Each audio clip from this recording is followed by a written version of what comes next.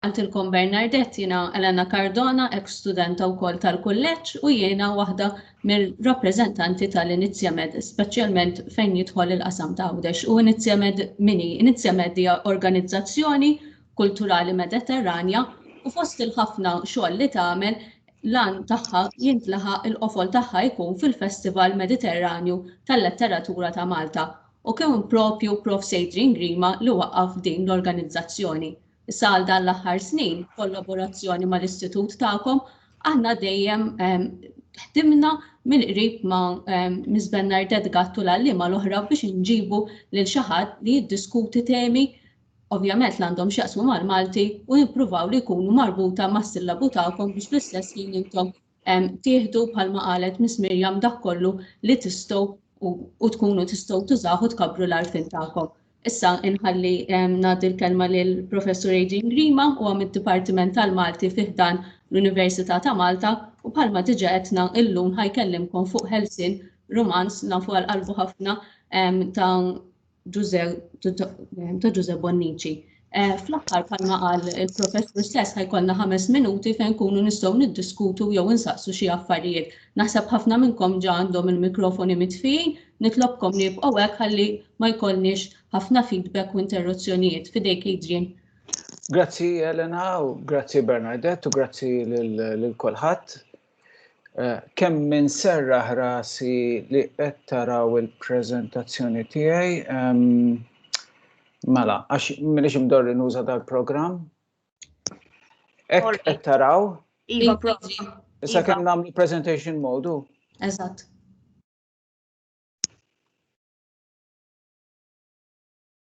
Issa, l-ewwel qed nixtieq ngħid u naturalment ma ngħidix b'retorika ma kif taf Elena għax vera għal-qalbi din il-ħaġa, vera kontent li għandi l-opportunità li nitkellem magħkom bħala għalliema, bħala kollegi l-ewwel net u bħala studenti u nittama li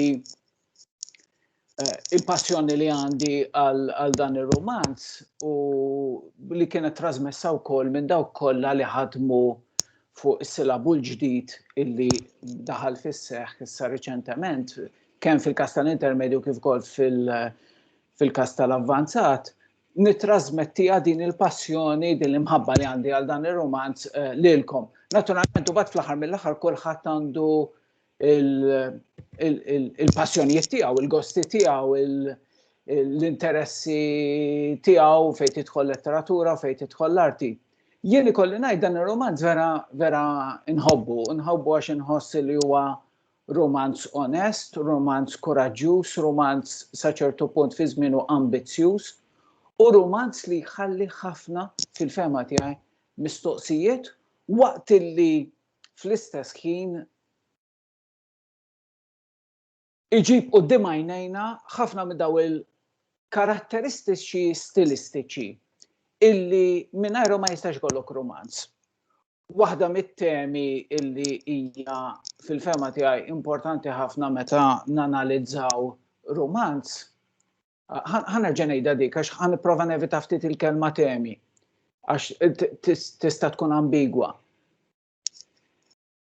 Wieħed mill-interessi illi irrid ikollna meta nanalizzaw romanz jew l-interess ewlieni tagħna għandu jkun il-mod kif inhu miktub ir-romanz. Għaliex dak li jagħmel ħelsien u romanz mhuwiex tant lejra jew l-imħabba, jew il-mibeda, jew il-konflitt soċjali, jew il-faqar, jew l-edukazzjoni, jew il-Knisja Kattolika, jew il-politika, eċetera, eċetera, ħafna temi li fih romanz. Imma l-mod kif huma rrakkontati. Jiġifieri dak li hemm imniżżel fis-sillabu kemm tal-intermedju u kemm tal-avvanzat għalija huwa fundamentali meta s-sillabu jitkellem fuq kif il-kontenut tematiku, temi tar-romanz jissarfu fi-stil. Jew aħjar, ħanejdu mod ieħor, ma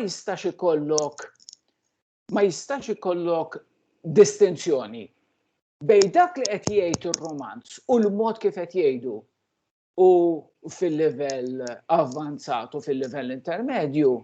Din hija l-qabża li naħseb il-koll irridu nagħmlu.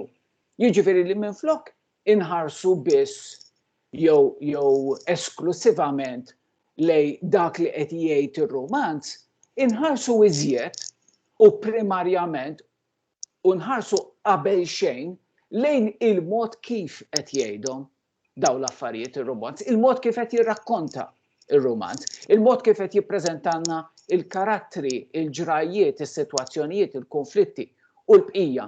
Mela l-lingwaġġ fl-aħħar mill-aħħar, kif qed jinqeda bil-lingwaġġ? Kif qed jinqeda bl-organizzazzjoni ta' din l-istorja? Issa dawn huma temi li dawn huma il-kwistjonijiet, dawn huma l-aspetti, dawn huma l-elementi illi s-sillabi it-tnejn li huma jixħtunna l-attenzjoni fuqhom b'mod ċar ħafna. Id-differenza l-kbira fis-sillabu bejn is-sillabu l-antik fil-fema tiegħi u s-sillabu l-ġdid hija illi s-sillabu l-ġdid huwa ferm iżjed dettaljat. U jiena għamilt ħafna snin nagħlem fil-livell postsekondarju, sixth form. U waħda mill-affarijiet li kienet tittikani biex ngħid hekk kienet illi s-sillabu ma kienx jagħtina direzzjoni biżżejjed, ma kienx jgħidilna x'qed jistenna mingħand l-istudenti u allura inevitabbilment minn għandna bħala għalliema, bħala letturi ta' dan is-suġġett. Mela, jiena hawnhekk qabatt is-sillabu u ħares kelma b'kelma lejn dak li jgħid dwar il-romanz, dak li jitlob lill-istudenti jagħmlu, kemm fil-każ tal-intermedju kif ukoll fil-każ tal-avvanzat biex nkun verament speċifiku. Però din il-biċċa ftit jew wisq naqbiżha għaliex tistgħu tarawha meta taraw il-filmat jekk tridu terġgħu tarawha bil-kwiet, ma naturalment tistgħu taraw it-test tas-sillabu nnifsu l-PDF li jinsab online u tanalizzaw bil-kalma. Jien nixtieq inħeġġeġ ħafna lilkom lill-istudenti biex is-sillabu tarawh.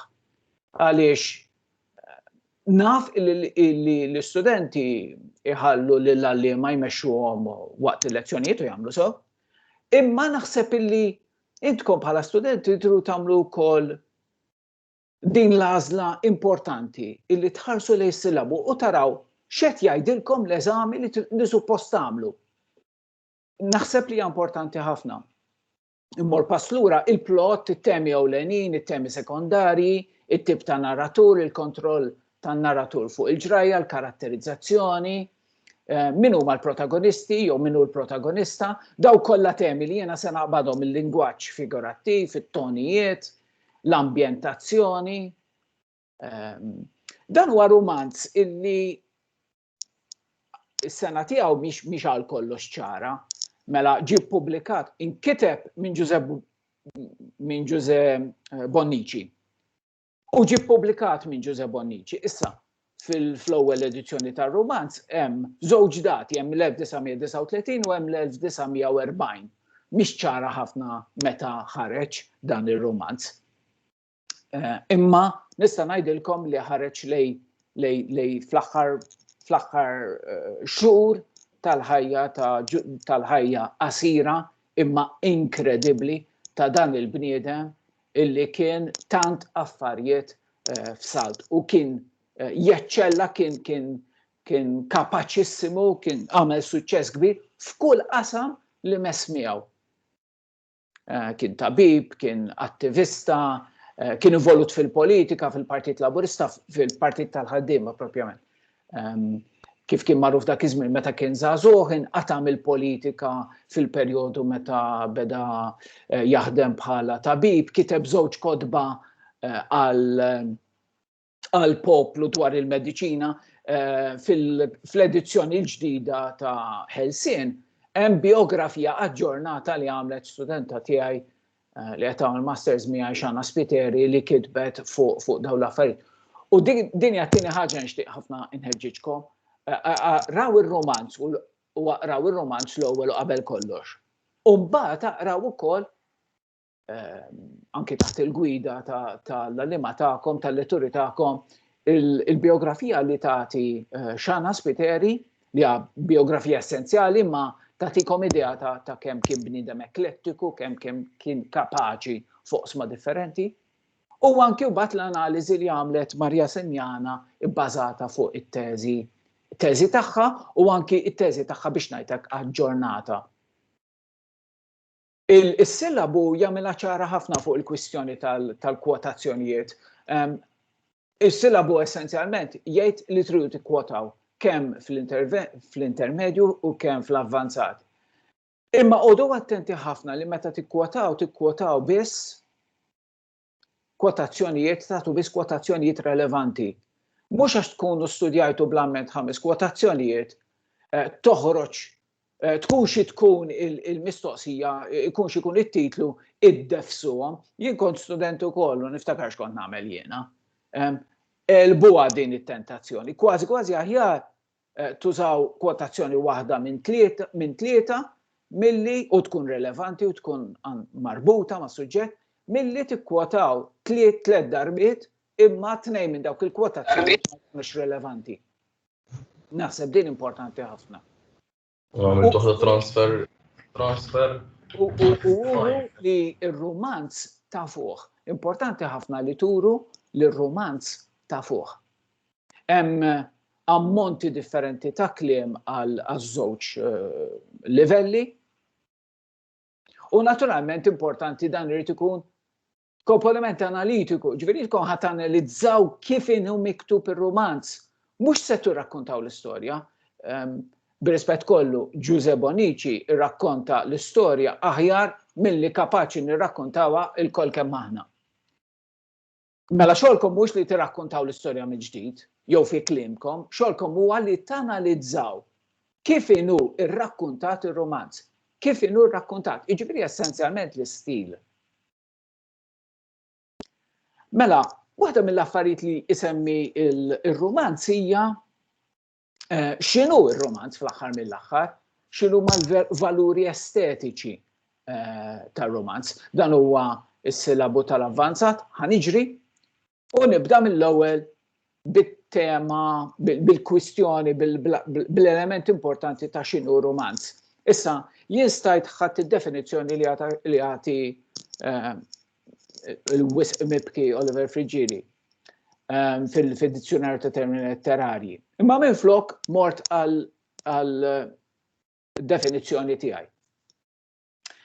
Għalija romanz huwa essenzjalment huwa storja twila miktuba b'mod letterarju. Ġifieri jista' jkollok rakkont, jista' jkollok storja, pereżempju f'gazzetta. X'qal rakkont ta' x'qal Jorgen Fenech fil-qorti, jew rakkont ta' x'qal ma nafx bniedem li bagħti bl-ALS l-esperjenza tiegħu. Dak ukoll huwa rakkont, imma mhux romanz. Mela romanz huwa storja twila, normalment xi 100 paġna, mhux inqas minn 100 paġna, għalkemm hemm ovvjament diskussjonijiet kbar fuq it-tul, fuq il-pubblikazzjoni, imma ejja nkunu essenzjali fl-argument. U forsi ta' min taħsbu wkoll għax dawk minnkom li għandhom il-livell qegħdin fil-livell avvanzat għandhom ukoll in-novelli. Fil-każ ta' das-silabu ta' Trevor Zahra, tajb li tirriflettu ftit fuq differenza bejn ir-romanz u n-novella. Novella mhijiex sempliċement romanz qasir, novella għandha dinamika differenti. Okay? Normalment ikun hemm dik it-tidwira jew żvolta fl-aħħar, dik li bl-Ingliż isejħula twist fl-aħħar novella. Romanz huwa xogħol ftit iktar fit-tul, huwa jew aħjar ħafna iktar fit-tul, għandu nifs ferm itwal ir-romanz u normalment mhux marbut ma' sitwazzjoni ma' ġrajja waħda, ma jista' jkollu qatt ta' ġrajjiet għaddejjin fl-istess ħin. Pereżempju fil-każ ta' Helsin, għandek l-istorja ta' Feliċ. Imma għandek ukoll fil-każ ta' Feliċ, naturalment, skużawni, għandkom ukoll pereżempju ġrajja ta' Ġambri. Jiġifieri għandek ukoll ftit jew il-ġrajja ta' Luretu. Pereżempju Luretu fis-seminarju ta' Għawdex. Dik ukoll mhijiex strettament marbuta mal-ġrajja ta' Feliċ, l-esperjenza ta' Luretu f'Għawdex, fil-seminarju ta' Għawdex meta kien l-iskola. Ġifieri għandek qisu il-plot ċentrali, n-nisġa ċentrali, ġrajja ċentrali, imma mbagħad għandek ukoll ġrajjiet sekondarji. Normalment f'novella ma jkollokx hekk minħabba l-konċiżjoni tagħha l-qosor tagħha. Interessanti wkoll relazzjoni bejn romanz u l-film. Di ma tissemmix fil-sillabu, imma naturalment aħna ngħixuha kuljum din il-kwestjoni. Mela bat romanz The Great Gatsby u rajt verżjoni ċinematografika tiegħu dak il-film. Kif huma differenti? Huma lingwaġġi differenti. Jien essenzjalment niddiskuti dawn id-differenzi billi ngħid li l-lingwa tal-romanz hija lingwa tal-letteratura, tal-kelma li tinqara u allura x-xeni huma immaġinati f'moħħna aħna li qed naqraw u ovvjament kulħadd jimmaġina bil-mod individwali tiegħu. Waqt li film għandek xeni li huma maħluqin f'termini viżivi, maħluqin għalina diġà.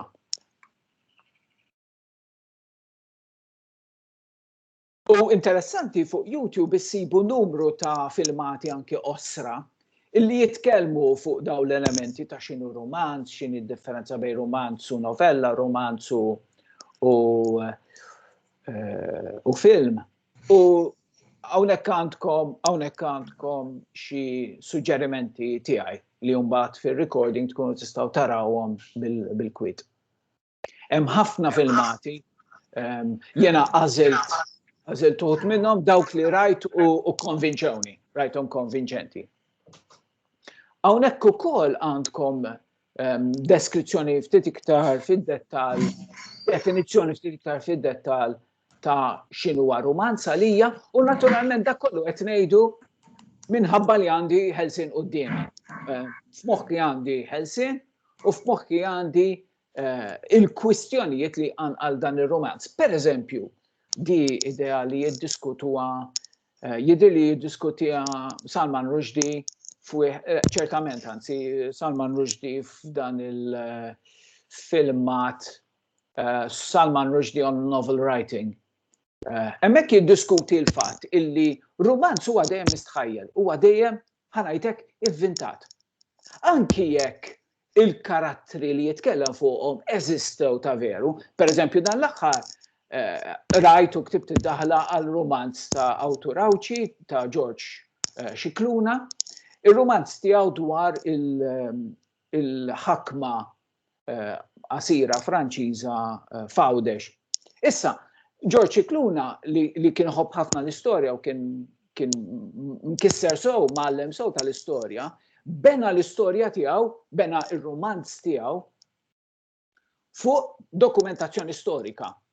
Però anki jekk qed jibni fuq history, fuq dokumentazzjoni storika, fuq fatti dokumentati, xorta qed jinqeda bl-immaġinazzjoni biex jikkrea storja.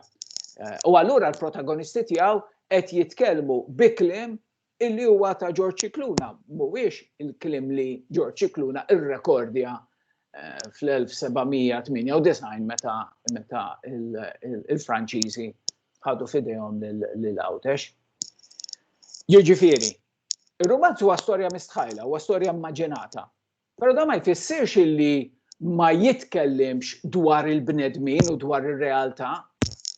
Al kontrarju, huwa storja mistħajla li hija mod ieħor ta' kif niddiskutu r-realtà. U nafu, għax ħelsien jitkellem fuq lejra, jitkellem fuq l-imħabba, jitkellem fuq l-ħtija, jitkellem fuq id-destin. U nafu li għalkemm din hija storja immaġinata jew immaġinarja, l-elementi kollha li hemm fiha din l-istorja, l-elementi importanti kollha f'din l-istorja, huma elementi għal kollox reali, għax aħna li qed naqraw dan ir-romanz 80 sena wara li nkiteb, nafu li dawn huma skużawni, realtajiet li huma mhux biss reali imma attwali. Dawn ngħixuhom aħna kuljum. Mela l-insistenza fuq l-użu tal-klim, romanz huwa mod speċjali ta' kif jintuża l-klim. Jien ma rridx naqra romanz u nieħu l-impressjoni li qisni qed naqra artiklu f'gazzetta jew rapport f'gazzetta, mhux għax rapport f'gazzetta huwa inferjuri, rapport f'gazzetta huwa differenti u għandu funzjoni differenti. Jien irrid naqra romanz u l-maġija tal-lingwa ta' dak ir-romanz irrida issaħħarni, taħkimni.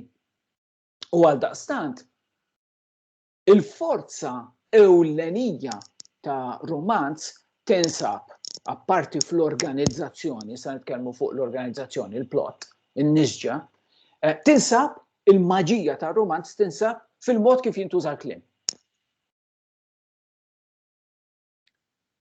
Karattri, sitwazzjonijiet, azzjonijiet.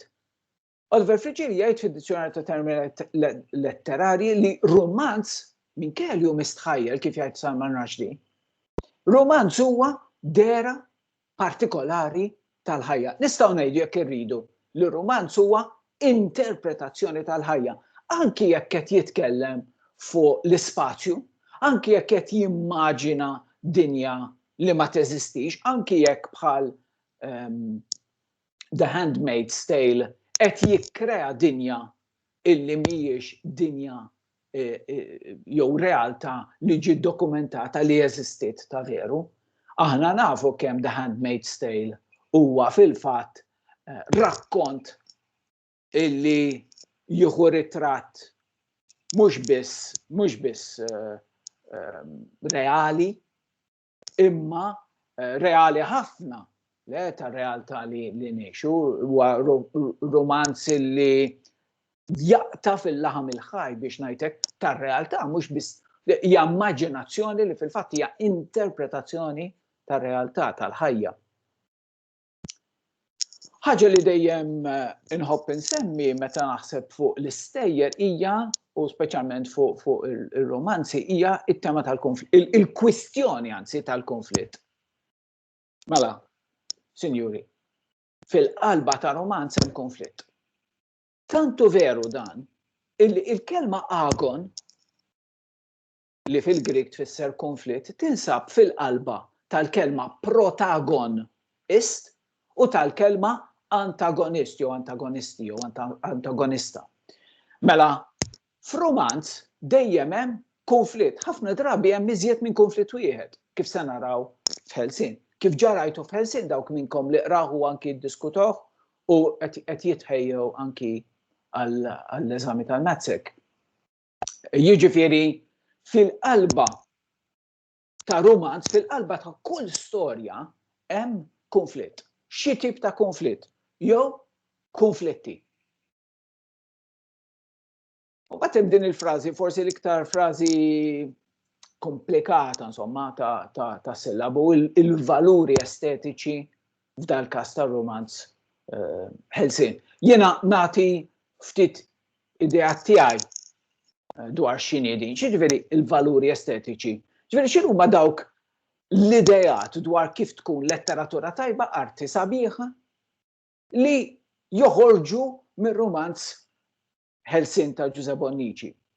Jien naħseb li waħda mill-affarijiet li toqtok mill-ewwel hija li għal Bonnici letteratura sabiħa bil-Malti hija letteratura bil-Malti kemm jista' jkun imsoffi speċi mill-elementi ta' kliem ġej mit-Taljan jew mill-Ingliż fil-Malti. Aħna nafu u intkom tafu daqsi mill-istudju tagħkom tal-lingwistika Maltija anke f'daw il-livelli illi il-Malti huwa lingwa waħda, lingwa organika waħda, lingwa inkredibbli waħda għax tant elementi differenti bħal f'kull lingwa jaħdmu flimkien qishom mhux qishom bħala ġisem wieħed fil-fatt. Issa però fil-perjodu li fih kienet jikteb Giuseppe Bonnici u din it-tendenza għadha teżisti anki hemm ħiel tagħha anki llum, imma speċjalment f'dak iż-żmien qed ngħidu qabel it-tieni jew fi żmien it-tieni gwerra dinjija, fl-ewwel qabel l-indipendenza, imma anki di komplet wara l-indipendenza pereżempju fi Franza Mut. Kellek din it-tendenza illi fost il-kittiba li jgħidu isma' il-Malti sabiħ huwa l-Malti ġej mill-Arbi. Mela jekk jiena nista' nuża kelma ġejja mill-Arbi ma nużax kelma ġejja mit-Taljan. Jiġifieri dan ifisser li daw il-kittiba tagħna kienu anki lingwisti f'dan is-sens, kienu joqogħdu attenti jaraw minn fejn ġejja il-kelma partikolari u jużaw waħda u mhux l-oħra. Din hija parti mill-estetika purista dan din l-għażla lingwistika purista. Aħna tradizzjonalment nsejħulu l-Malti safi, imma safi bil-virgoletti doppi, għax naturalment fil-lingwi u fil-bnedmin m'hemm xejn li hu safi, m'hemm xejn li hu pur, kollox huwa imħallat, il-lingwi kollha huma mħaltin. Il-bnedmin kollha huma mħaltin, ma teżistix razza pura, ma teżistix lingwa pura. Imma għal kittiba bħal Bonnici, dan huwa wieħed mill-valuri estetiċi tiegħu għalih lingwa sabiħ, lingwa letterarja sabiħa hija lingwa li ġejja l-iktar mill-Arbi.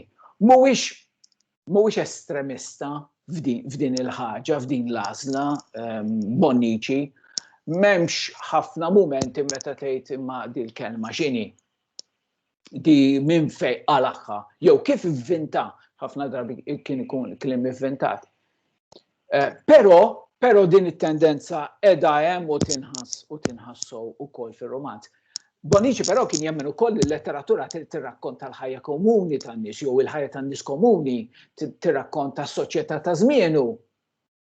Tnejn mir-romanzi tiegħu nistgħu ngħidu huma tnejn mill-erba' romanzi tiegħu jirrakkontaw is-soċjetà ta' żmienu. Dan ir-romanz Helsin u hemm romanz ieħor il-qawwa tal-imħabba li jirrakkonta il-perjodu żmien li fejn kien jgħixu. Però dan huwa ċertament l-iktar romanz soċjali tiegħu. Għalih il-letteratura f'dan ir-romanz għalih il-letteratura hija letteratura li titkellem dwar ir-realtà soċjali ta' żmienu li kienet jgħixu. Huwa interessat ukoll ħafna fil-psikoloġija, aħna nsemmu ħafna li ta' żgħar li ġie ppubblikat minn Bonnici stess sentej qabel fl-1938. Però anki dan għandu elementi qawwin ta' psikoloġija, anki Bonnici huwa interessat f'dak li għaddej minn moħħ Feliċ, f'dak li għaddej minn moħħ Madlena, naħseb speċjalment daw iż-żewġ karattri, imma naturalment mhux biss għax anki fil-moħħ ta' Loreto nitlu meta Loreto jippruvaw jaqbdu miegħu u jkissruh fiżikament u speċjalment mentalment u moralment meta jmur is-seminarju f'din it-taqliba li sseħħ f'ħajtu li għal-bidu li seta' kisritu ma nindunaw li għandu forza mentali kbira Loreto u jeleb l-isfida ta' min irid ikissru.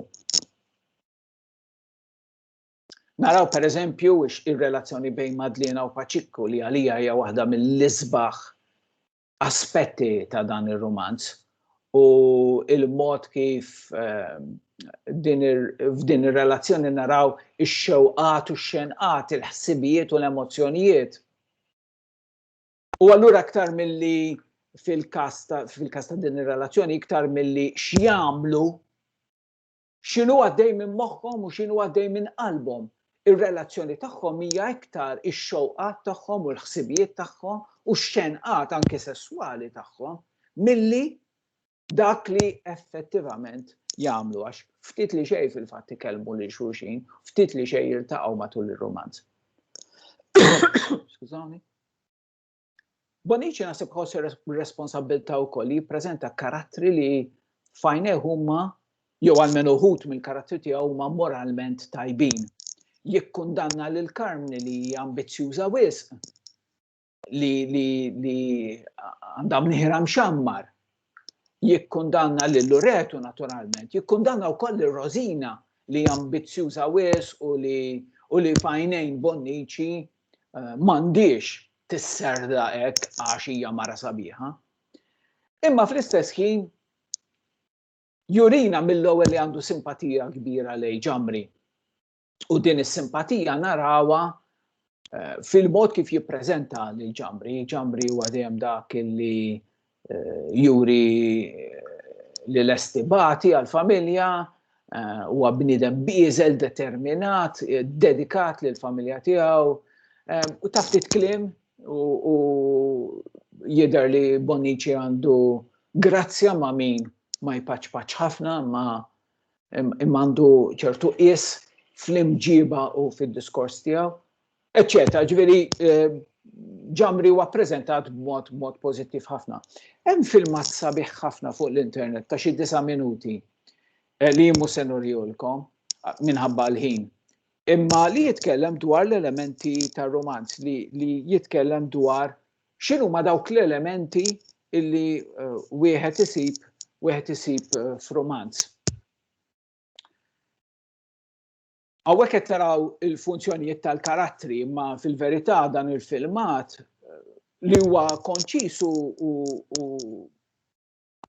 ċar ħafna fil-mod kif u organizzat ħafna fil-mod kif jippreżenta l-elementi tar-romanz, naħseb li huwa verament effettiv u ma jitkellimx biss naturalment dwar karattri. Waħda mill-affarijiet, skużawni, le mhux hekk rid nagħmel. Mhux hekk rid nagħmel, skużaw. Mela. Waħda mill-affarijiet li jiddiskuti dan il-filmat fil-bidunet fil-fatt huwa l-istruttura tar-romanz. U naħseb li din hija partikolarment relevanti għal-ħelsien, għall-analiżi ta' kull romanz. Ma naħseb li l-komtejnkom ħafna, li jenitni nippreżenta din it-taħdita ċkejkna, jenitni din l-istruttura li tippreżenta hawnhekk tal-qofol biex, skużani, mhux tal-qofol, tal-qafas ta' romanz. Ġifieri naturalment għal dawk fostkom li qatt ma riflettow fit-tul fuq hekk, ebda kittib jew kittieba ma taqbad tikteb u mbagħad il-kliem joħodha fejn joħodha, speċi kif ġiġi biex ngħidlek. Taqbad tikteb u tibqa' għaddejja, irid ikun hemm pjan bil-fors. Speċjalment meta għandek it-tul ta' romanz. Dan mhux romanz twil ħafna ħelsien, ma laqsu romanz qasir u jidher ċar li għandu struttura definita, maħsuba. Għandek il-preżentazzjoni tal-karattri fl-ewwel parti tar-romanz, għandek il-konflitt, naturalment diġà tkellimt ftit fuq l-agon fuq il-konflitt, u forzi opposti kontra xulxin, li hija l-forza vera ta' romanz, il-konflitt huwa l-forza vera ta' romanz. Biex ngħidlek huwa l-ilma li jixrob minnu il-romanz, il-konflitt. U mbagħad għandek il-climax, il-quċċata, it-taqida nsejħilha, u mbagħad għandek l-eluq.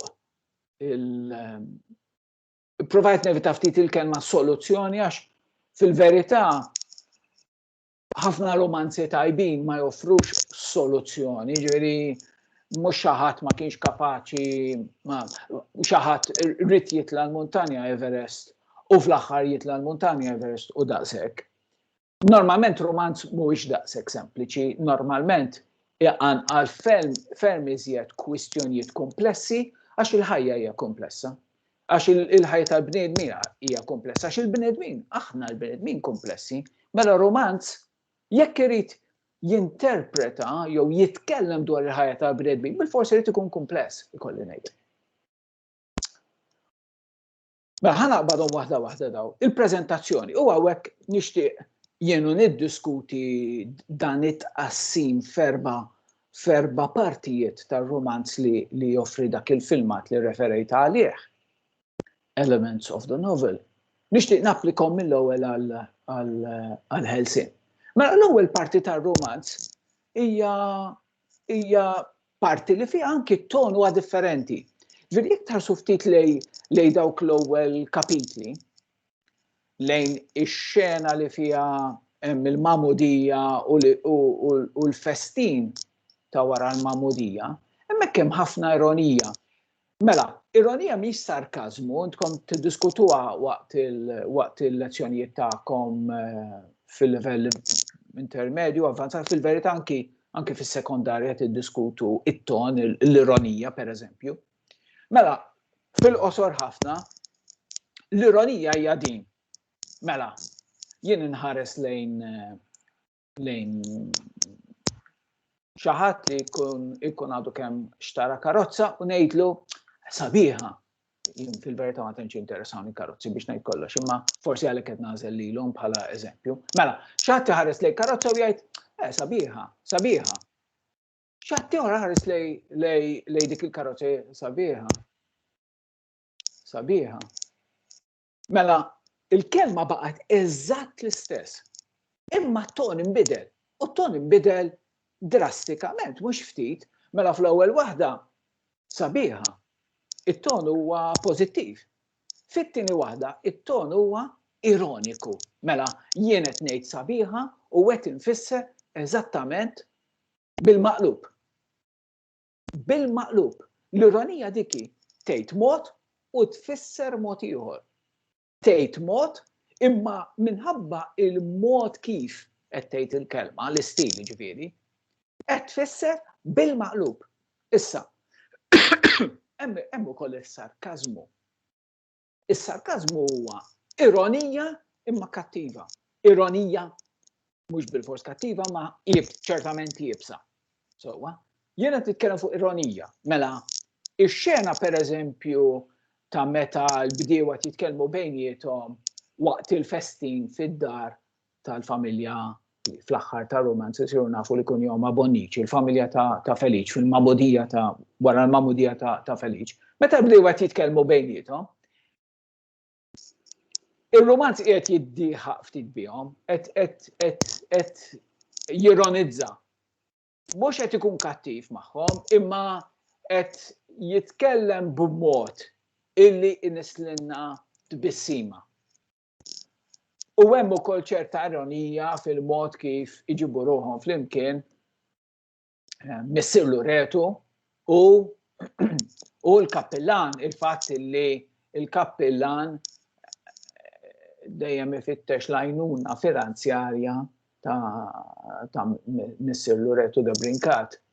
Hemm ċerta ironija fiha din. Fl-istess ħin, ir-romanz jitkellem fuq il-kappellan b'mod pożittiv ħafna b'mod ġenerali. Imma hemm dik naqra ironija.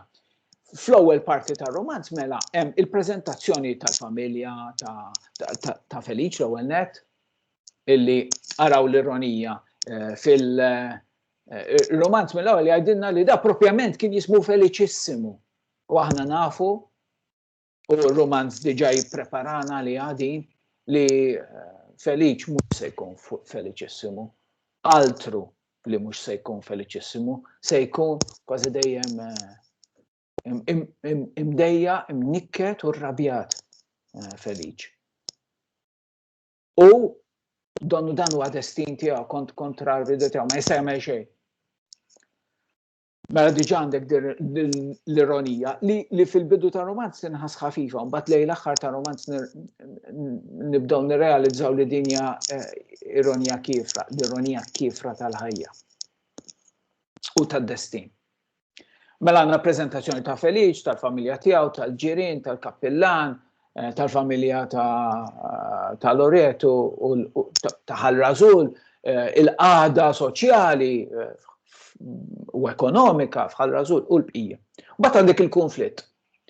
Il-romanz mbagħad jippreżentanna il-konflitt jew il-konflitti bejn forzi kontra xulxin, bejn forzi opposti. Hemm numru ta' konflitti fir-romanz, imma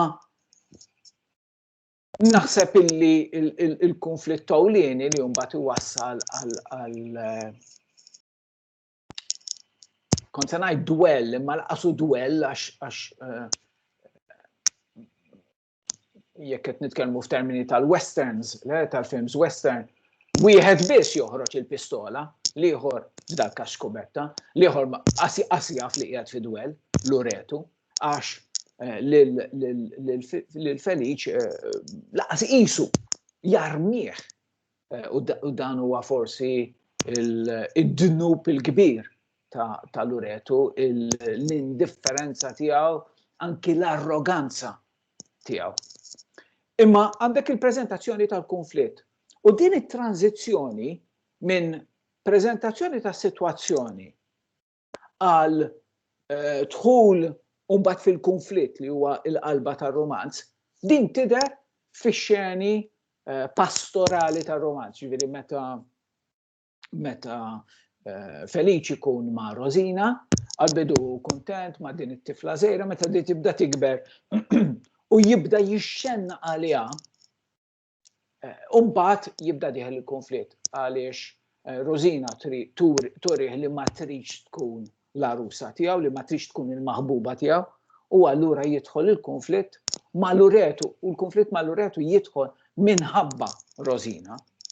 Mela fl-aħħar mill-aħħar dan huwa l-konflitt ċentrali tar-romanz li wassal mbagħad biex Feliċ minħabba lejra, forsi minħabba li jara ġustizzja, forsi għax irid jipproteġi lil Rosina li ma tridx il-protezzjoni tiegħu, jispiċċa jispara u joqtol lil Loreto.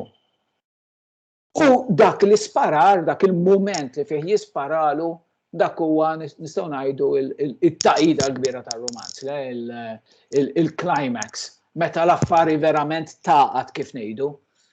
Dak huwa il-moment meta il-kobba titħabbel totalment. Titħabbel totalment għall-familja ta' Loreto, għall-familja ta' Loreto, għax issa Loreto mejjed, għall-familja ta' Feliċ, għall-Feliċ innifsu, għall-ħbieb ta' Feliċ, eccetera, eccetera. U dan il-climax sa ċertu punt ikompli meta il-bdiewa jattakkaw id-dar ta' Feliċ. U bat għandek l-eluq, mela, bl-Ingliż il-kelma li tintuża fin-narratoloġija, l-istudju tan-narrattiva, tar-romanzi, tal-istejjer, tan-novelli, il-kelma li tintuża teknika hija closure. Issa bil-Malti il-kelma hija eluq, mhux it-tmiem, it-tmiem nafu fejn, u l-paġna ma nafx li mi, u dik il-paġna u hemmhekk għandek it-tmiem. Ma u qed nitkellmu fuq eluq, l-affarijiet jingħalqu, il-mistoqsijiet kollha li jitqajmu, ir-romanzi weġibhom, l-aspettattivi tagħna dak li nixtiequ narawh, hemm eluq. Min għandu l-ħtija jiġi nidentifikaw min għandu l-ħtija, tort ta' min. Ir-romanz fil-fema tiegħi u din hija kwistjoni soġġettiva ħafna, ġifieri skont min qed jaqra u skont kif f'dak il-mument jinterpreta ir-romanz li qed jaqra. F'dal-każ ġifieri ħelsien.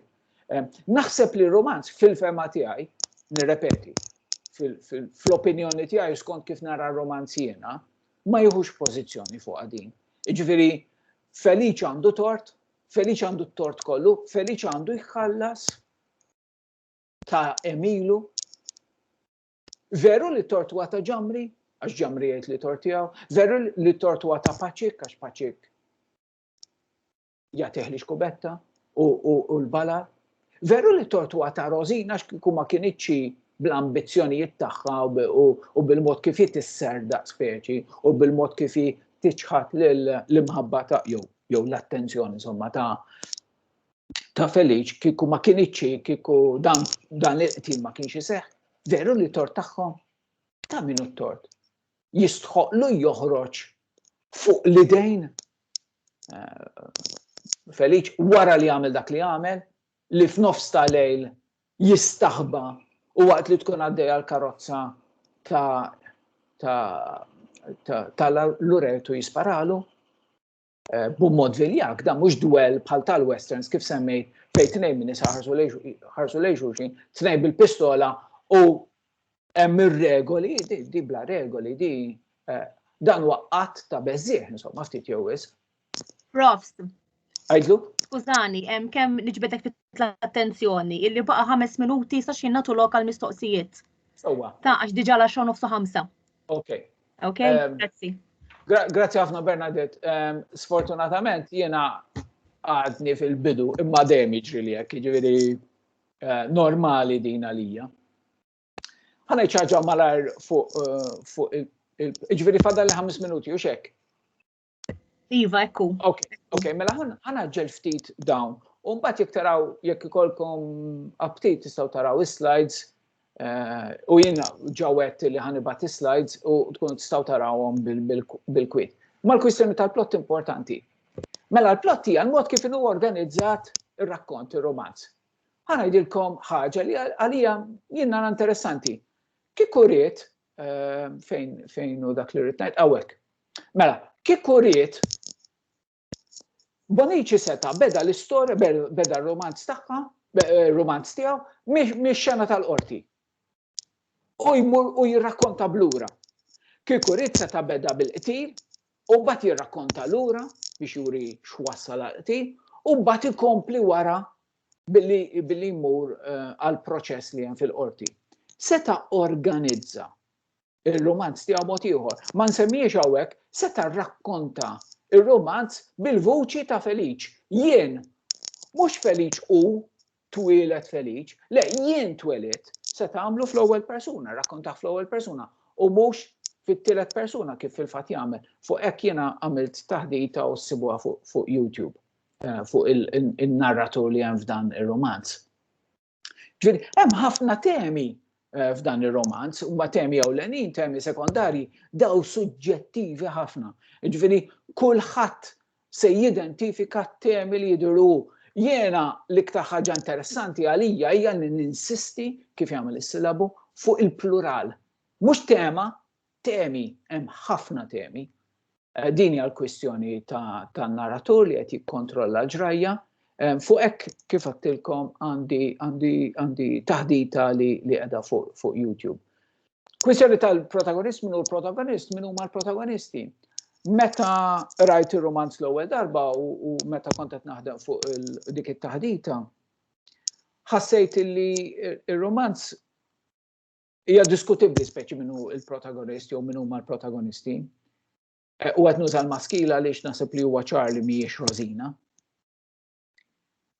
Illum il-ġurnata naħseb li kelli nikkonkludi ngħid li isma' huwa ċar li Feliċ huwa l-protagonist, imma hemm ukoll protagonisti oħrajn.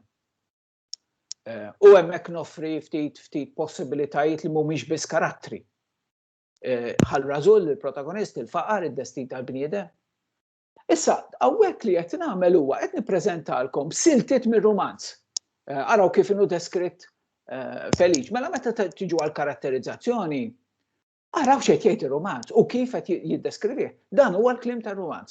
Malupu safrani, da fil-bidunet, il-leħħa u sbuħija ta' għajnejh, l-eżis ħabib li kellu li qatt ma qarraq bih u anqas naqsu f'xejn u idu daħlet, skużawni qed naqra ħażin, ma idu daħlet f'ħobbu u ħarġet minnu il-flejguta.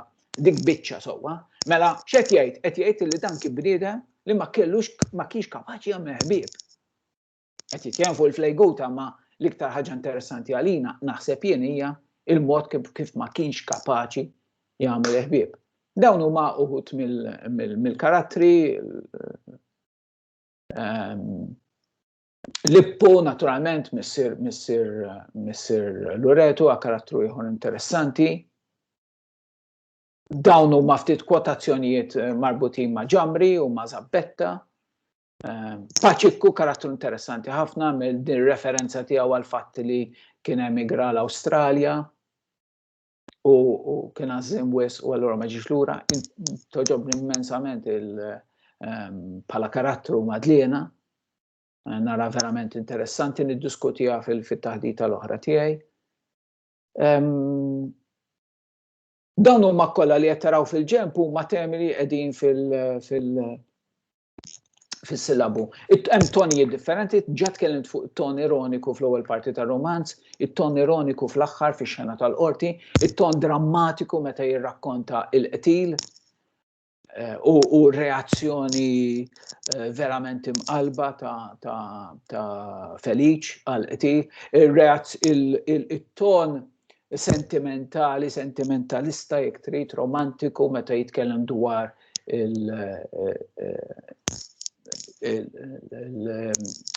l-ambjent raħli, l-ambjent tar-raba, il-flejguta, eccetera. Il-lingwaġġ figurattiv, ir-romanz fih ħafna metafori u ħafna aġġettivi metaforiċi. Jiena naħseb illi dawn huma kollha elementi interessanti li tkellimt fuqha. L-effetti tagħna fuq il-qarrej bħala qarrejja forsi nista' nieqaf hawnhekk, aħna nitkellmu fuq xi jagħmel ir-romanz. Aħjar nitkellmu fuq xi jagħmel lilna ir-romanz. X'emozzjonijiet għanqal fija, fiex iġenni naħseb. X'iġenni nassoċja ma' daw il-karattri. Fil-avvanzat hemm dan l-aspett li mhux se jkolli ċans niddiskuti illum. U dan ukoll. U dan huwa l-awgurju tiegħi. Jekk hemm xi kummenti jew mistoqsijiet, jekk għadni ma ħadtilkomx raskom, għajduli. Xtaqt insaqsik xi ħaġa, Profs. Iva? Mela, ir-romanz kif nafu ma jikkundannax lil Feliċ. U kien hemm karattri oħra li sostnew li huma l-ħatja fosthom Rosina u Paċek. Għalhekk Feliċ jiġi liberat meta nafu li huwa kien wettaq id-delitt. Issa, x'messaġġ taħseb li rid iwassal hawnhekk Giuseppe Bondici? Hemm xi simboliżmu f'dan li qed naraw? Għax id-delitt fil-verità kif naraw fir-romanz huwa ta' l-avukat de Brincat. Imma fil-verità huwa ta' l-avukat de Brincat jew inkella ta' soċjetà li kienet inġusta ma' min kien vulnerabbli, ma' min kien dajjef, ma' min kien fqir u marġinat fis-soċjetà. Jien naħseb il-risposta tinsab, jekk ma importax insejjaħlek Bernadette, skużani. Laqgħa xejn. Bernadette, jien naħseb il-risposta tinsab fil-mistoqsijiet tiegħek. Jiġifieri inti diġà tindika li hemm ħafna elementi, li hemm ħafna kwistjonijiet li rridu nqisu. Mario Kassar jgħid hemm paper li kiteb meta ħafna snin ilu li hemm qisu u jgħidha Giovella wkoll. Li hemm bħalli kieku ġustizzja naturali li tinqeda b'Feliċ. Ġifieri Feliċ qiegħed jagħmel il-ġustizzja illi l-ħajja biex ngħid hekk għandha bżonn tagħmel ma' Loreto. Loreto li ċaħat il-ommu, il-missieru u r-raħal li twilet fih, u mbagħad mhux hekk jinqeta' bihom biex jilħaq l-għanijiet u l-ambizzjonijiet tiegħu. Mela daħaq u jmut, speċi. Mhux qed ngħid hekk. Ma donnu ir-romanz qed jippreżentalna din il-ħtija profonda, fundamentali nsejjaħtilha. U allura jrid iħallas. U Feliċ huwa bis-sodda, speċi f'din l-interpretazzjoni, imma din hija interpretazzjoni parzjali għax Feliċ mhuwiex bis-sodda, Feliċ huwa għajjur. Feliċ egoċentriku, Feliċ huwa dajjef mentalment, fiżikament, allura anki hu għandu ħtijiet tiegħu u anki hu jrid iħallas ta' ħtijiet tiegħu. Anki Rosina fid-dinja tar-romanz għandha ħtijiet tagħha u anki Paċikku. Għax Paċikku ma kellux bniedem aħna nżaw ħafna kelma vulnerabbli bħalissa. Bniedem f'dak il-mument dajjef mikul mill-lejra tiegħu jagħtih fideh arma tan-nar speċi, kellu jkun ferm iżjed intelligenti u attent minn hekk. Jiġifieri hemm ħafna ħtijiet u irid isir ħaq minn nies differenti. Jien naħseb illi waħda mill-isbaħ affarijiet li għamel dan ir-romanz hija li ma jħux pożizzjoni. U allura ma jagħtix messaġġ fil-fatt. Għax ma fiex fl-istess ħin ma fiex eluq. L-eluq mhuwiex eluq, anzi huwa fi ħafna ħalli lilna biex naħsbu u nirriflettu ħafna fuq kif jispiċċa r-romanz ħafna drabi għax minn hemmhekk naħseb tibda. U din hija l-esperjenza tagħna tal-ħajja, le? Jiġifieri l-ħajja fil-verità diki. Aħna qed ngħixu le, ġifieri ma nistgħux aħna ma ngħixux f'bozza, fil-letteratura ngħixu fil-ħajja. Mela, aħna l-kol kemm aħna naqraw ir-rakkonti dwar x'qed jiġri fil-qorti fil-każ tal-qtil ta' Daphne Caruana Galizia. X'hemm differenti profondament bejn daw iż-żewġ stejjer? Hemm xejn profondament differenti. Min għandu l-ħtija? Min se jerfa' l-ħtija? Issa lil mill-każ individwali ta' ġifieri mhux se nagħmilha tal-avukat jew tal-imħallef u wis inqas. Imma min huma il-ħatja propja, dawk li sparaw, dawk li splodew, dawk li organizzaw, dawk li ftehmu, dawk li ħallsu, u min ħallas, u min għen, u min kixef, u min għatta. Le, fis-sens, jien qed nagħti dan l-eżempju, Bernadette, biex ngħid illi Bonnici qed jitkellem dwar il-komplessità tal-ħajja u għalhekk ma jistax jaqta' linja dritta. U naħseb dik l-isbaħ ħaġa li jagħmel illi ħallililna bħalma ħalla lilek u lili niddubitaw, naħsbu, nirriflettu, newdnu. Dispjaċir kolli ngħidlek li skada l-ħin, ħajkollna nieqfu. Grazzi ħafna profs għax kienet laqa tassew interessanti ħafna l-istudenti u anki għalina l-għalliem għax tkellimt fuq aspetti li aħna forsi laqas biss għadna tkellimna dwarhom mal-istudenti tagħna. Jalla tkun opportunità oħra li terġa' tingħaqad magħna. Mumkun niddiskutu forsi affarijiet li ma lħaqx tkellimt dwarhom illum. Bil-qalb. Wa unur tagħna ħafna tali kont fostna llum. Grazzi ħafna. U unuranija li studentuni u grazzi l-inizja naturalment u l-Elena u lilkom Bernadette. Grazzi ta' kollu. U għagur l-kollegi u l-ħidma tajba l-istudenti wkoll. Grazzi ħafna ta' grazzi. Nsellimna tajba. Grazzi Elena. Grazzi ħafna. Grazzi lilkom. Ciao, ciao.